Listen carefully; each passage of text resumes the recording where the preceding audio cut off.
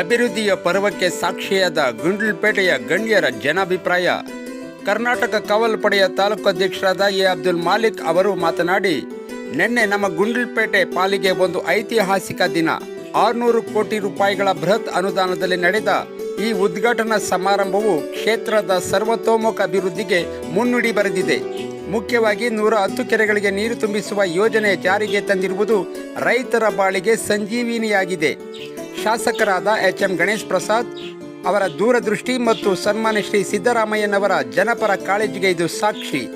ಸಮಾಜದ ಕಟ್ಟಕಡೆಯ ವ್ಯಕ್ತಿಗೂ ಸರ್ಕಾರದ ಸೌಲಭ್ಯ ತಲುಪಿಸುವ ಇವರ ಕಾರ್ಯ ನಿಜವಾಗ್ಲೂ ಕೂಡ ಶ್ಲಾಘನೀಯ ಎಂದರು. ಹಾಗೆ ರಾಘವಪುರ ಗ್ರಾಮ ಪಂಚಾಯಿತಿ ಮಾಜಿ ಅಧ್ಯಕ್ಷರು ಹಾಗೂ ಹಾಲಿ ಸದಸ್ಯರು ಆದ ಆರ್.ಡಿ. ಉಲ್ಲಾಸ್ರವರು ಮಾತನಾಡುತ್ತಾ, ಶಿಕ್ಷಣ ಮತ್ತು ಮೂಲಭೂತ ಸೌಕರ್ಯಕ್ಕೆ ಈ ಕಾರ್ಯಕ್ರಮದಲ್ಲಿ ನೀಡಿದ ಆದ್ಯತೆ ನನ್ನ ಮನಸ್ಸಿಗೆ ತುಂಬ ಹತ್ತಿರವಾಯಿತು. ಅಂಬೇಡ್ಕರ್ ವಸತಿ ಶಾಲೆ, ವಾಲ್ಮೀಕಿ ಭವನ ಮತ್ತು ಬೊಮ್ಮನಹಳ್ಳಿ ಪವರ್ ಸ್ಟೇಷನ್ಗಳಂತಹ ಯೋಜನೆಗಳು ನಮ್ಮ ಕ್ಷೇತ್ರದ ಭವಿಷ್ಯವನ್ನು ಬದಲಿಸಿವೆ. ಶಾಸಕರು ಕೇವಲ ಭರವಸೆ ನೀಡದೆ ಅದನ್ನು ಕಾರ್ಯರೂಪಕ್ಕೆ ತರುತ್ತಿರುವುದು ಸಂತಸದ ವಿಷಯ. ಕ್ಷೇತ್ರದ ಪ್ರತಿಯೊಂದು ಹಳ್ಳಿಗೂ ಅಭಿವೃದ್ಧಿಯ ಬೆಳಕು ತಲುಪುತ್ತಿದೆ ಎಂದರು. ಮಾನವ ಬಂಧುತ್ವ ವೇದಿಕೆ ಜಿಲ್ಲಾ ಸಂಚಾಲಕರಾದ ಸುಭಾಷ್ ಮಾಡ್ರಳ್ಳಿಯವರು ಕೂಡ ಮಾತನಾಡಿ, ಗೋಪಾಲ್ಪುರ, ವಡ್ಡಗೆರೆ, ಹತ್ತಿತೊಪ್ಪುಕಟ್ಟೆ ಹಾಗೂ ಬೇಗೂರು ಭಾಗದ ಜನರ ದಶಕಗಳ ಬೇಡಿಕೆಗಳು ಇಂದು ಈಡೇರುತ್ತಿವೆ. ಸಂಚಾರಿ ಪೊಲೀಸ್ ಠಾಣೆ ಮತ್ತು ಟ್ರೋಮ್ ಕೇರ್ ಸೆಂಟರ್ ಸ್ಥಾಪನೆಯು ಸಾರ್ವಜನಿಕರ ಸುರಕ್ಷತೆ ಮತ್ತು ಆರೋಗ್ಯದ ದೃಷ್ಟಿಯಿಂದ ಅತ್ಯಂತ ಮಹತ್ವದ ಹೆಜ್ಜೆ. ಶಾಸಕರಾದ ಎಚ್.ಎಂ. ಗಣೇಶ್ ಪ್ರಸಾದ್ ಅವರ ಪ್ರತಿಯೊಂದು ಇಲಾಖೆಯಲ್ಲೂ ಕ್ರಾಂತಿಕಾರಿ ಬದಲಾವಣೆ ತರುತ್ತಿದ್ದಾರೆ. ಇದು ನಿಜವಾದ ಜನಸೇವೆ ಎಂದರು. ಹಾಗೆ ಈ ವಿಡಿಯೋನ ಲೈಕ್ ಮಾಡಿ, ಶೇರ್ ಮಾಡಿ, ಕಮೆಂಟ್ ಮಾಡಿ ಸ್ನೇಹಿತರೆ. ಹಾಗೆ ಗಡಿನಾಡು ಎಮರ್ಜಿ ನ್ಯೂಸ್ ಚಾನಲ್ನ ಸಬ್ಸ್ಕ್ರೈಬ್ ಮಾಡೋದನ್ನು ಮರಿಬೇಡಿ ಸ್ನೇಹಿತರೆ. ಜೈ ಹಿಂದ್, ಜೈ ಕರ್ನಾಟಕ ಮಾತೆ.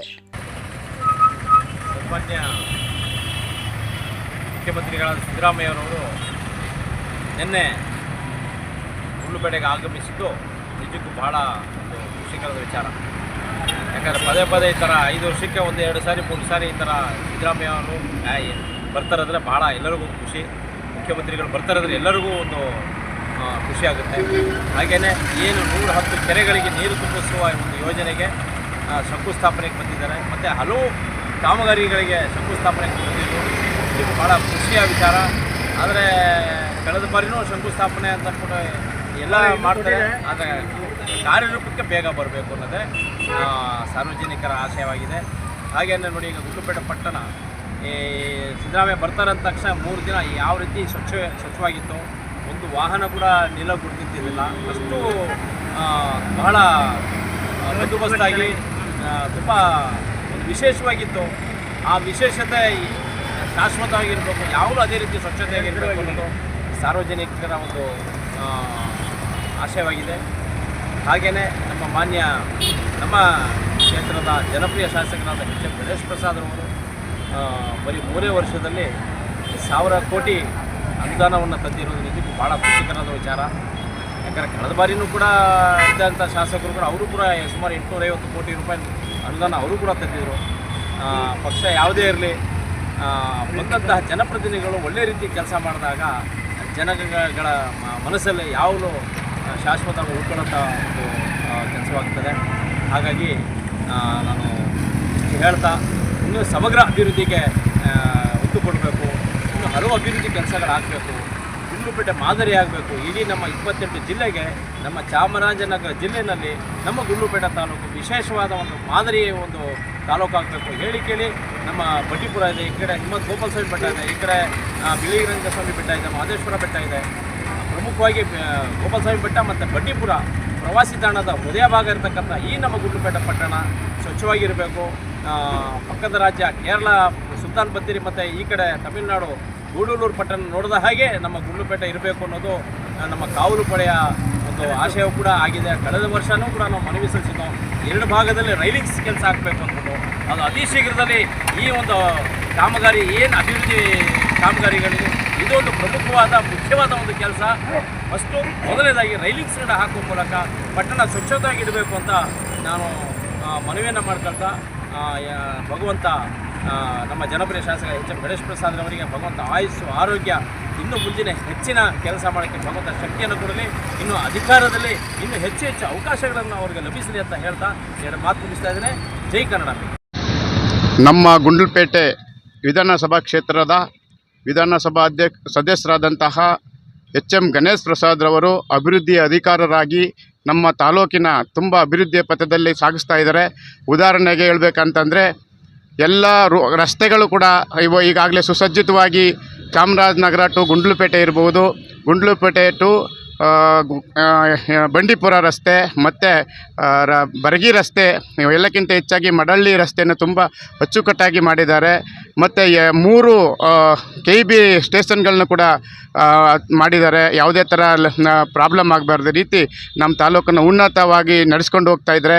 3 ವರ್ಷದಲ್ಲಿ ಇಷ್ಟಂತ ಅಭಿವೃದ್ಧಿ ಕೆಲಸಗಳು ಮಾಡ್ತಾ ಮತ್ತು 110 ಕೆರೆಗಳನ್ನು ತುಂಬಿಸುವುದಕ್ಕೋಸ್ಕರ ಸರ್ಕಾರದಿಂದ 475 ಕೋಟಿಯನ್ನು ಬಿಡುಗಡೆ ಹಣವನ್ನು ಮಾಡಿಸಿ ಸಿದ್ದರಾಮಯ್ಯನವರನ್ನು ನಮ್ಮ ಗುಂಡ್ಲುಪೇಟೆ ಕರೆಸಿ ಇಡೀ ಸರ್ಕಾರನೇ ಗುಂಡ್ಲುಪೇಟೆಗೆ ಬಂದು ಅಭಿವೃದ್ಧಿ ಪಥದಲ್ಲಿ ನಡೆಸುವಂಥ ಕೆಲಸಗಳನ್ನು ಮಾಡಿ 3 ಸಚಿವರುಗಳನ್ನು ಕರೆಸಿ ಈ ತಾಲೂಕಿನ ಚಿತ್ರಾನ್ನ ಅರಿವು ಮೂಡಿಸಿ ಜನಗಳಿಗೆ ತುಂಬ ಅಭಿವೃದ್ಧಿ ಕೆಲಸಗಳನ್ನು ಮಾಡ್ತಾಯಿದ್ದಾರೆ. ತುಂಬ ಖುಷಿ ಆಗ್ತಾಯಿದೆ. ಹಾಗಾಗಿ ನಾವು ಅವರ ಕೈಯನ್ನು ಬಲಪಡಿಸುವ ಮುಖಾಂತರ ಮುಂದಿನ ದಿನಗಳಲ್ಲಿ ನಮ್ಮ ಗುಂಡ್ಲುಪೇಟೆಯನ್ನು ಅಭಿವೃದ್ಧಿ ಪಥದಲ್ಲಿ ತಗೊಂಡು ಹೋಗ್ತಾರೆ ಅನ್ನೋ ಒಂದು ಭರವಸೆ ನಿಮ್ಮ ಮೇಲೆ ಇದೆ ಅನ್ನಂತ ಹೇಳ್ತಾ, ಈ ಮೂಲಕ ನಾವು ಕೂಡ ನಮ್ಗೆ ಮಾತಾಡೋಕ್ಕೆ ಅವಕಾಶ ಮಾಡಿಕೊಟ್ಟ GPT ಮಿಮಿಕ್ರಿ ರಾಜರವರಿಗೆ ವಂದನೆಗಳನ್ನು ತಿಳಿಸ್ತಾ ನಾನು ಮಾತನ್ನು ಮುಗಿಸ್ತೇನೆ. ಸನ್ಮಾನ್ಯ ಸಿದ್ದರಾಮಯ್ಯ ಅವರು ಗುಂಡ್ಲುಪೇಟೆಯ ಅಭಿವೃದ್ಧಿ ಕಾಮಗಾರಿಯನ್ನು ಉದ್ಘಾಟನೆ ಮಾಡಲಿಕ್ಕೆ ನಿನ್ನೆ ಬಂದಿದ್ದು ಭಾಳ ಸಂತೋಷದಾಯಕವಾದಂಥ ವಿಚಾರ. ಯಾಕೆಂದರೆ ಗುಂಡ್ಲುಪೇಟೆಯಲ್ಲಿ ಸುಮಾರು 523 ಕೋಟಿಯ ಕಾಮಗಾರಿಗೆ ನಿನ್ನೆ ಚಾಲನೆ ನೀಡಿರ್ತಕ್ಕಂಥದ್ದು ಇಡೀ ಗುಂಡ್ಲುಪೇಟೆಯ ಒಂದು ಪ್ರಗತಿಯತ್ತ ತಗೊಳ್ಳಿಕ್ಕೆ ಒಂದು ಅವಕಾಶ ಆಗಿದೆ. ಮತ್ತು ಏನು ಅಂಬೇಡ್ಕರ್ ಕಾಲೇಜು ಉದ್ಘಾಟನೆ ಆಯಿತು, ವಸತಿ ಕಾಲೇಜು ಉದ್ಘಾಟನೆ ಆಗಿದೆ. ಮತ್ತು ಈ ಬಾರಿ 110 ಕೆರೆಕಟ್ಟೆಗಳನ್ನು ತುಂಬಿಸುವಂತಹ ಯೋಜನೆ ಇದೆಯಲ್ಲ, ಇದಕ್ಕೆ ಭಾಳ ಸಂತೋಷದಾಯಕವಾಗಿ ಸಿದ್ದರಾಮಯ್ಯ ಅವರ ಒಂದು ಪ್ರಗತಿಯ ನೋಟವನ್ನು ನಾವು ಈ ಸಂದರ್ಭದಲ್ಲಿ ನೋಡ್ಬೋದು. ನಿನ್ನೆ ನಡೆದಂಥ ಅಭಿವೃದ್ಧಿ ಕಾಮಗಾರಿ ಶಂಕುಸ್ಥಾಪನೆ ಕಾರ್ಯಕ್ರಮದಲ್ಲಿ ಚಾಮರಾಜನಗರದಲ್ಲಿ ಕೋವಿಡ್ ಸಂದರ್ಭದಲ್ಲಿ ಆಕ್ಸಿಜನ್ ಕೊರತೆಯಿಂದ ಸತ್ತಂತಹ ಸಂತ್ರಸ್ತ ಕುಟುಂಬಗಳಿಗೆ 25 ಕುಟುಂಬಗಳಿಗೆ ಸರ್ಕಾರಿ ಉದ್ಯೋಗ ನೇಮಕಾತಿ ಪತ್ರ ವಿತರಣೆ ಮಾಡಿರ್ತಕ್ಕಂಥದ್ದು ನಾವೆಲ್ಲರೂ ಸಂತೋಷ ಪಡಬೇಕಾದಂಥ ವಿಚಾರ. ಯಾಕೆಂದರೆ ನೋವಲ್ಲಿರ್ತಕ್ಕಂಥ ಆ ಕುಟುಂಬಗಳ ಒಂದು ಮನಗಂಡು ಸರ್ಕಾರ ಏನು ಹೇಳಿತ್ತು ಅದೇ ರೀತಿ ರಾಹುಲ್ ಗಾಂಧಿ ಅವರು ಜೋಡೋ ಯಾತ್ರೆಯಲ್ಲಿ ಭರವಸೆಯನ್ನು ಕೊಟ್ಟಿದ್ದರು. ನಮ್ಮ ಸರ್ಕಾರ ಬಂದರೆ ನಾವು ಉದ್ಯೋಗ ಕೊಡ್ತೀವಿ ಅಂತೇಳಿ, ಅದರಂತೆ ಮಾತಿನಂತೆ ಈ ಸರ್ಕಾರ ನಡ್ಕೊಂಡಿದೆ. ಸನ್ಮಾನ್ಯ ಸಿದ್ದರಾಮಯ್ಯ ಅವರಿಗೆ ನಾವು ಈ ಸಂದರ್ಭದಲ್ಲಿ ಕೃತಜ್ಞತೆ ಹೇಳಬೇಕು. ಯಾಕೆಂದರೆ ನಾವು ಆ ಸಂದರ್ಭದಲ್ಲಿ ಸಾಕಷ್ಟು ಕೋವಿಡ್ ಸಂತ್ರಸ್ತರ ಪರವಾಗಿ ನಾವು ಧ್ವನಿ ಮಾಡಿದ್ವಿ. ಆ ಧ್ವನಿಯ ಪೂರಕವಾಗಿ ಇವತ್ತು ಅವರಿಗೆ ಸಿಕ್ಕಿರ್ತಕ್ಕಂಥದ್ದು ನಾವೆಲ್ಲರೂ ಸಂತೋಷ ಪಡುವಂಥ ವಿಚಾರ. ಅಭಿವೃದ್ಧಿ ನಿಟ್ಟಲ್ಲಿ ಈ ಸರ್ಕಾರ ಒಳ್ಳೆಯ ಭರವಸೆಯನ್ನು, ಜನಸಾಮಾನ್ಯರ ಭರವಸೆಯನ್ನು ಮೂಡಿಸಿದೆ. ಗ್ಯಾರಂಟಿ ಯೋಜನೆಗಳ ಜೊತೆಗೆ ಇವತ್ತು ಅಭಿವೃದ್ಧಿಯನ್ನು ನಾವು ಕಾಣ್ತಾ ಇದ್ವಿ. ರಸ್ತೆಗಳ ಅಭಿವೃದ್ಧಿ ಇರ್ಬೋದು, ಅಥವಾ ಕೆರೆಕಟ್ಟೆಗಳ ಅಭಿವೃದ್ಧಿ ಇರ್ಬೋದು, ಇನ್ನಿತರ ಎಲ್ಲ ರೀತಿಯ ಅಭಿವೃದ್ಧಿ ಕೆಲಸಗಳು ಈ ಸರ್ಕಾರದಲ್ಲಿ ಆಗ್ತಿದೆ ಅಂತಕ್ಕಂಥ ಮಾತನ್ನು ನಾನು ಹೇಳ್ತೀನಿ. ಇದೇ ಸಂದರ್ಭದಲ್ಲಿ ನಮ್ಮ ಹಾಲಿ ಶಾಸಕರಾದಂಥ ಜನಪ್ರಿಯ ಶಾಸಕರಾಗಿರ್ತಕ್ಕಂಥ ಶ್ರೀಯುತ ಗಣೇಶ್ ಪ್ರಸಾದ್ ಅವರಿಗೆ ನಾನು ಶುಭವನ್ನು ಕೋರ್ತೇನೆ. ಅವರು ಇನ್ನೂ ಹೆಚ್ಚಿನ ಕೆಲಸವನ್ನು ಮಾಡಲಿ, ಮತ್ತೊಮ್ಮೆ ಆಯುಷ್ ಬರಲಿ, ಅವರಿಗೆ ದೇವರು ಆಯುಸ್ಸು ಆರೋಗ್ಯವನ್ನು ಕರುಣಿಸಲಿ ಅಂತ ಹೇಳಿ ಅವರ ಒಂದು ಯಶಸ್ಸನ್ನು ಕೋರ್ತಾ ನಾನು 2 ಮಾತನ್ನು ಮುಕ್ತಾಯ ಮಾಡ್ತೇನೆ. ಜೈ ಹಿಂದ್.